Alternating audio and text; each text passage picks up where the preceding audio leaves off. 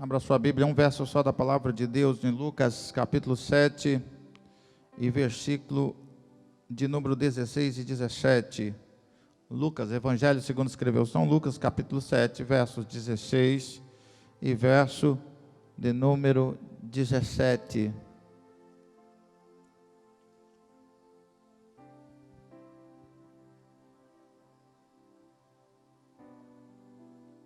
Todos encontraram? Amém? Na máscara, amém, sai fosco, né? Amém? Tem que fazer mais força. E de todos se apoderou o temor e glorificavam a Deus, dizendo: um grande profeta se levantou entre nós, Deus visitou o seu povo, e correu dele esta fama por toda a Judeia e por toda a terra circunvizinha. Podeis assentar. Muito obrigado.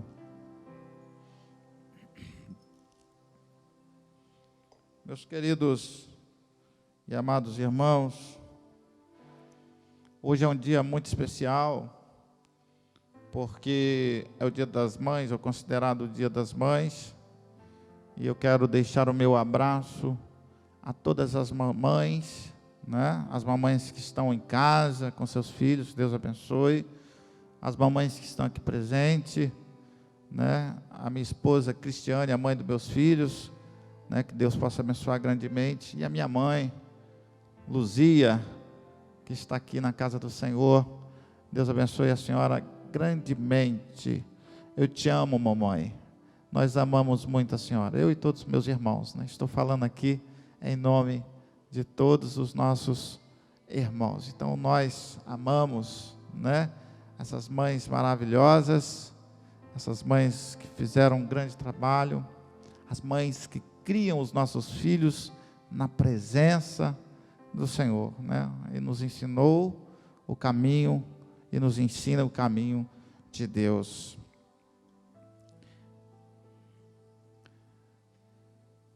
O Dia das Mães também, ele traz uma reflexão, porque a melhor coisa que tem no ser humano é ter uma família. E quando a Bíblia ela faz comparações de amor usando a figura materna. E diz que mesmo que uma mãe esquecesse do filho que tanto ama, a palavra de Deus diz assim: porventura ele se esqueceria de ti? Então usa justamente a figura materna. A mãe é aquela que passa o maior tempo cuidando das crianças, cuidando dos filhos.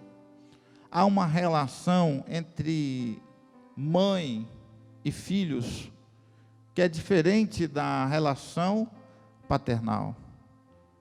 A mãe, ela traz para o seu filho o calor do seu próprio corpo. Ela tem a possibilidade de amamentar uma criança, e aquela criança ela sente o conforto quando está no aconchego dos braços de uma mãe. Não à toa, né? As mães, os filhos são gerados dentro das mães, e é parte efetivamente do seu próprio corpo.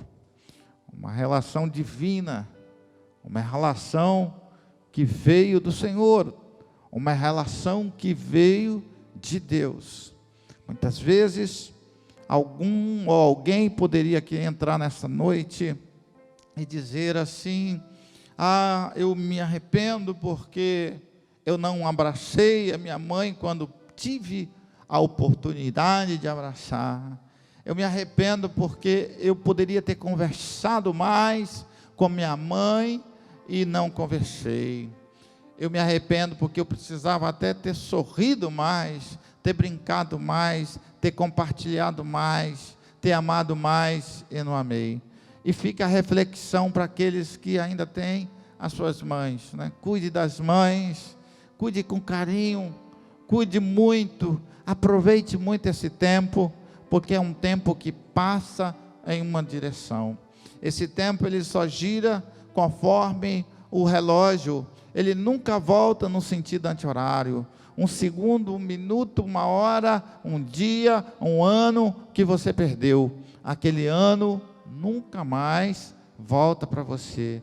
Então precisamos aproveitar e precisamos valorizar a mãe, precisamos valorizar esse presente que Deus deu para toda a humanidade, que é a mãe. Ser mãe é coisa de mulher, ser mãe é coisa de mulher de Deus. E as mulheres de Deus, quando elas são instruídas, quando elas têm sabedoria, a palavra chega a dizer assim que a mulher virtuosa, ela edifica, ela santifica, ela constrói a casa, enquanto que a insensata, enquanto que aquela que não tem sabedoria, ela acaba agindo como uma tola e acaba destruindo. Mas quando venho aqui em Lucas, no capítulo de número 7, é uma história interessante, porque diz que Jesus ele foi até uma cidade chamada Naim, e com ele ia muitos dos seus discípulos. A palavra também diz que estava com Jesus uma multidão de pessoas, e hoje não se pode ter aglomerações, não se pode ter ajuntamentos, mas naquele tempo estava uma multidão de pessoas. Ah, pastor, mas por que tu falas assim? Porque se tivesse algum Covid-19, Jesus curava imediatamente, assim como Jesus vai fazer com esse Covid. Quantos creem no nome de Jesus? Aleluia! A igreja do Senhor, ela crê. Então havia e ia uma grande multidão que estava seguindo Jesus. O que me chama a atenção é que quando iam saindo para fora da cidade, levando o morto para fora da cidade, me chama a atenção a expressão que a Bíblia usa no verso 12 do capítulo 7 de Lucas. Diz assim que o morto que estava indo dentro do caixão, ou o defunto que estava indo dentro do caixão, o corpo que estava indo dentro daquele caixão, era de um jovem, e a Bíblia diz assim, que ele era filho único de uma mãe. Tu já imaginou uma mãe que tem um único filho e que perdeu o seu filho? Veja bem, se uma mãe tiver 10 filhos e ela perder um filho, ela chora a dor. E se uma mãe tiver um filho e perder um único filho, o filho representava a continuação da raiz, da herança daquela mãe, a continuação dela, dos seus descendentes na terra. Me chama a atenção, então, filho único de sua mãe. E aquela mãe, a Bíblia coloca outra situação, que ela estava solitária, ela era viúva.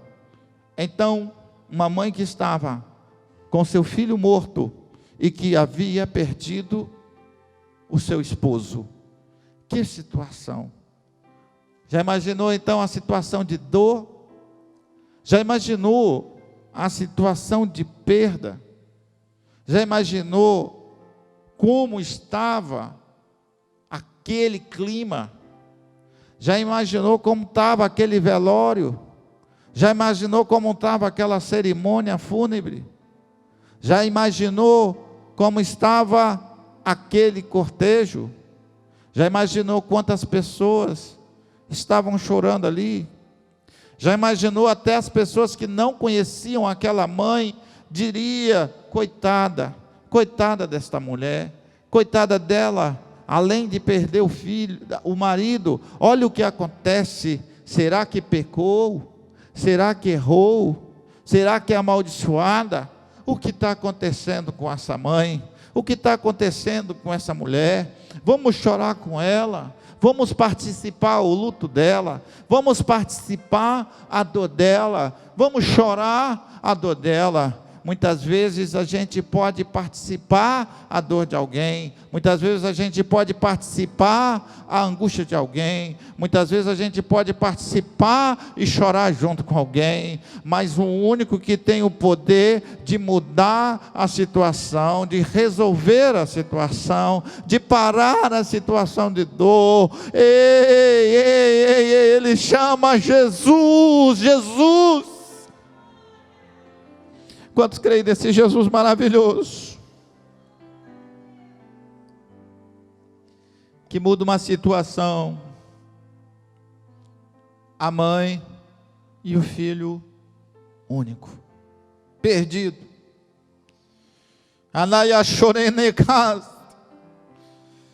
Talvez você está dizendo assim: pastor, fisicamente meu filho não morreu, minha filha não morreu, mas eu estou perdendo, eu perdi. E se perde para tantas coisas hoje. Tem mães que estão perdendo seus filhos para as drogas, perdendo seus filhos para as baladas. Mães que choram perdendo seus filhos para o mundo. Quantas mães, servas de Deus, crentes, que estão perdendo os filhos para as coisas do mundo, e de repente, o próprio Deus, agora entenda a sabedoria de Deus, permite uma situação dessa. Qual, pastor? De estarmos juntos, porque aquele filho não tinha mais como estar junto da mãe. Deus permite algumas situações para mudar a história. Deus até permite uma situação de uma epidemia nunca vista na história por nós, para mudar a história. Quantos creem que o Senhor está mudando a história de muitas famílias, de muitas mães aqui nessa noite? Que o filho não estava parando em casa, que a filha não estava parando em casa, que não temia mais ao Senhor, que estava afastado, que estava longe, que não queria saber mais de Deus. Muitas vezes a gente vai falar com uma pessoa que acha que é autossuficiente, quando você começa a pronunciar a palavra Deus: ah, mas eu não quero ouvir isso.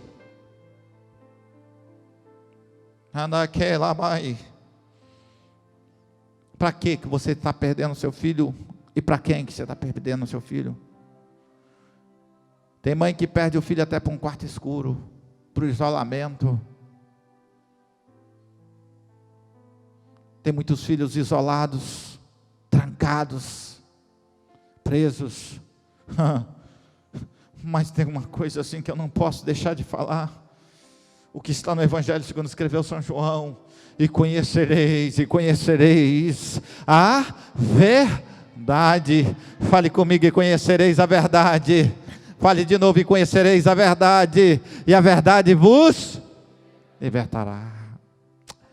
Ah, essa verdade que liberta, que traz para perto, que faz nós sentirmos vivo, que muda o histórico, que muda a situação. Por mais difícil que parece, por mais impossível que aos seus olhos, quando se diz assim: não dá mais, acabou, fim da linha, reta final, chega, olha, ele ainda tem a última palavra. Ele ainda tem a última palavra. A última palavra ainda vem do Senhor, mãe, a respeito dele. Mas pastor, eu estou falando pelo Espírito, meu filho está preso. Mas a última palavra ainda vem do Senhor. O Senhor pode libertar a alma dele, o Senhor pode transformar a vida dele, o Senhor pode fazer dele um atalaia em suas mãos. Quantos creem nessa palavra, na palavra que liberta ainda? Essa igreja ainda prega um Deus que liberta. Ele faz coisas tremendas e maravilhosas por uma mãe. Ele faz coisas grandiosas por causa de um filho. Aí eu me lembro da irmã H. Que irmã H, pastor Cleves? Aquela mesmo lá, que foi expulsa por Abraão, por Sarai, juntamente com Ismael, mas ela era mãe. Ela era mãe, não era madrasta, era mãe. E ela vai andando errante, a Bíblia diz isso. E chega um momento que falta o principal, que é água, não tinha mais. O que fazer por uma mãe e por um filho que está caminhando errante no deserto, e falta o principal, água. Imagina a situação de Agar, olhar para o seu filho, que já estava crescido, não era nenenzinho de colo. Talvez ele disse: mãe, não aguento mais andar, o sol está escaldante.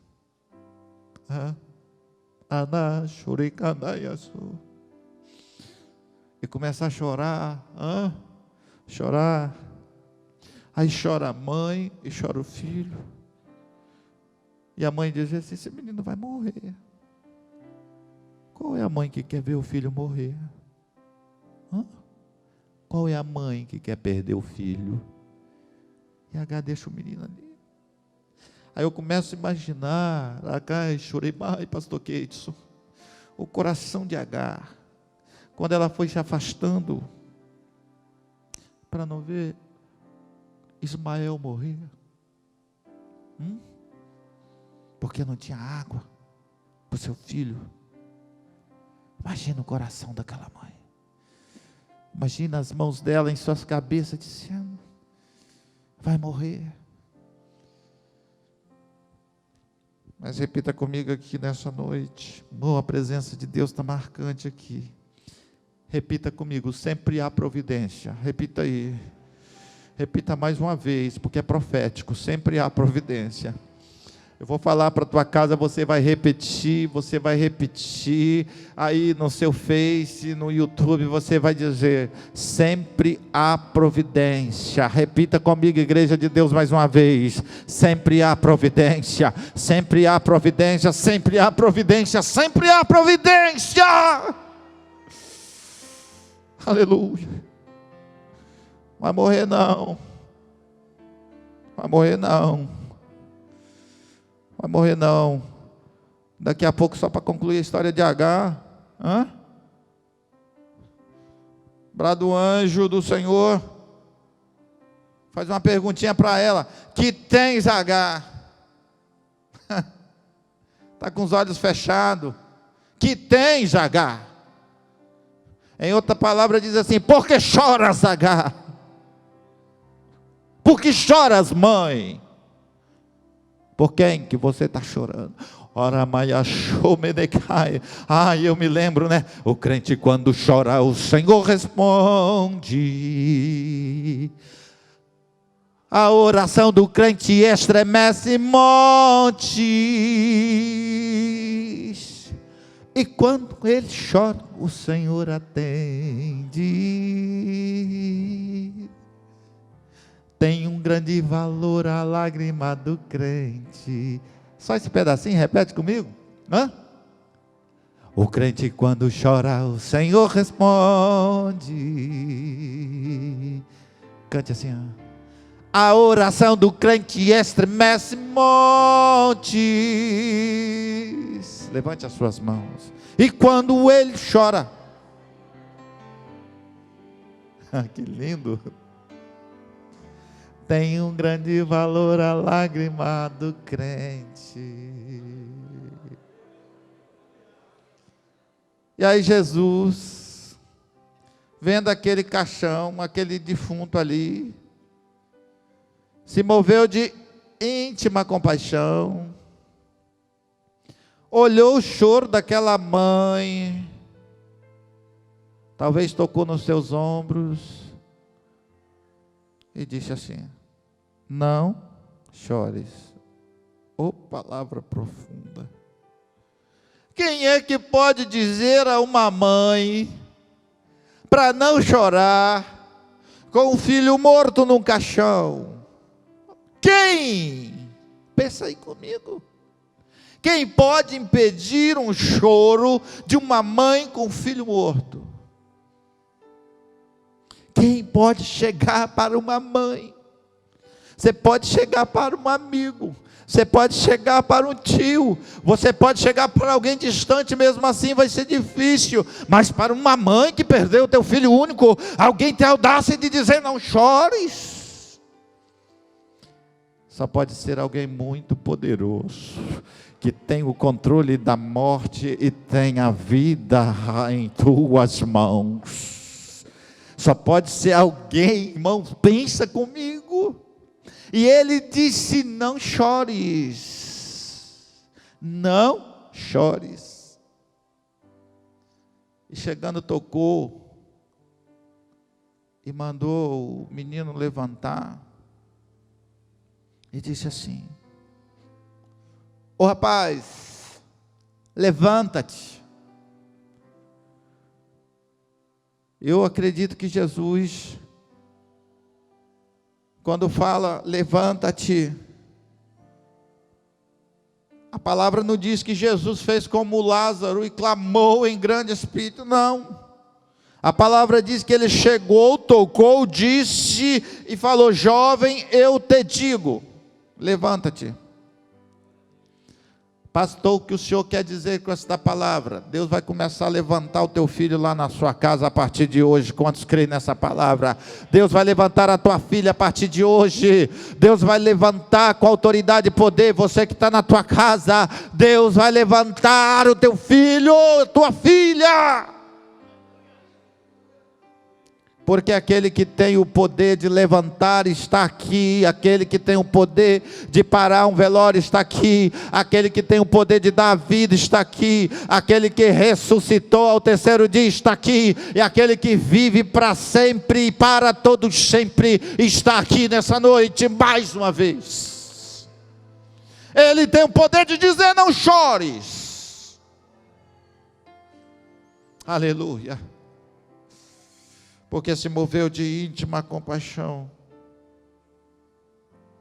Aleluia. Para finalizar a palavra,